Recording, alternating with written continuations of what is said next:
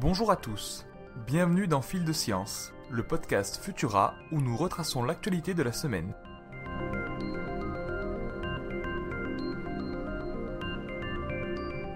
Le vaccin Pfizer est sûr. Si nous le savions déjà en partie grâce aux essais cliniques de phase 3 qui se sont déroulés courant 2021, des analyses de données écologiques viennent confirmer la balance bénéfice-risque largement positive du vaccin en comparaison avec le SARS-CoV-2. C'est ce qu'on appelle la différence entre la validité interne et la validité externe d'un essai clinique. Ce type d'expérience possède une très forte validité interne. Les résultats sont robustes concernant l'échantillon étudié et servent à déterminer l'efficacité propre de la thérapeutique administrée. En revanche, leur validité externe est faible compte tenu de leurs conditions très contrôlées, parfois éloignées de la réalité clinique du terrain. Pour combler cela, la pharmacovigilance est essentielle. Elle analyse les données récoltées dans le monde réel et sur un nombre considérable d'individus. Les dernières analyses les plus convaincantes proviennent d'Israël, où le nombre de personnes étant totalement vaccinées est extrêmement élevé. Un institut de recherche a démontré, grâce à des analyses épidémiologiques de ces données, que le vaccin faisait courir moins de risques que l'infection à SARS-CoV-2 sur plus d'une dizaine d'affections cliniques. Une seule chose à retenir de ces conclusions, si vous en avez la possibilité, n'hésitez pas, faites-vous vacciner.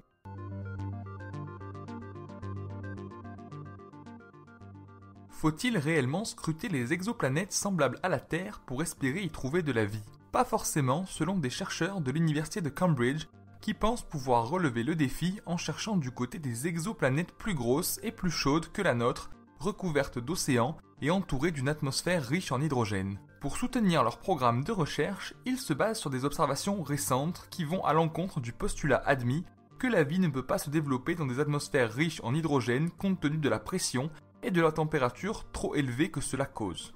Ce nouveau paradigme élargit considérablement le choix des planètes à étudier pour y rechercher des signatures biologiques. Nos smartphones seront-ils bientôt intégrés dans nos yeux ? Il semble que nous soyons encore assez loin d'une telle prouesse, mais pas aussi loin qu'on pourrait le penser. Une société américaine vient de mettre au point une lentille de contact qui permet d'afficher un écran virtuel à notre vue sans impacter notre perception du monde réel. La lentille comporte un système qui lui permet de traquer nos mouvements oculaires afin d'afficher l'écran de façon optimale. Le prototype devrait bientôt être commercialisé, mais serait avant tout un accessoire destiné aux personnes souffrant de problèmes de vue afin de les aider à mieux percevoir les obstacles sur leur parcours ou à accompagner les athlètes dans le suivi de leurs données biométriques durant l'effort. Un nouvel astéroïde gravitant entre la planète Mercure et le Soleil vient d'être découvert. Baptisé 2021 PH27, ce dernier est actuellement l'astéroïde le plus rapide qui ait été recensé jusqu'alors. Quelques caractéristiques à son sujet ne manquent pas de surprendre. Sa période orbitale est de 113 jours et il s'approche à 20 millions de kilomètres du Soleil environ. De ce fait, sa température de surface peut grimper jusqu'à 500 degrés Celsius. Le système solaire et les entités qui le composent n'ont probablement pas fini de nous surprendre.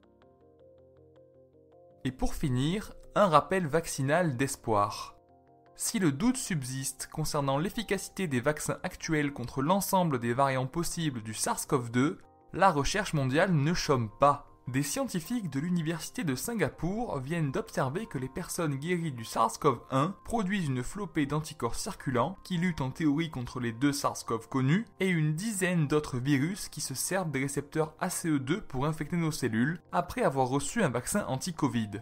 Bien que ces observations soient préliminaires, les investigateurs veulent développer des vaccins de nouvelle génération afin de contrôler la pandémie actuelle et de prévenir les pandémies futures. Néanmoins, le chemin est encore long étant donné que les chercheurs mènent actuellement une étude de preuve de concept afin de convaincre la communauté scientifique de la rigueur de leur programme de recherche.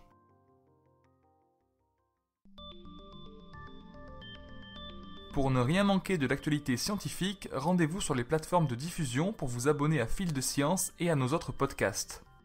Si cet épisode vous a plu, n'hésitez pas à nous laisser un commentaire avec le hashtag Futurapod et 5 étoiles sur vos applications audio préférées. On se retrouve vendredi prochain, à 18h30, avec toujours plus de nouveautés scientifiques. Bon week-end à tous.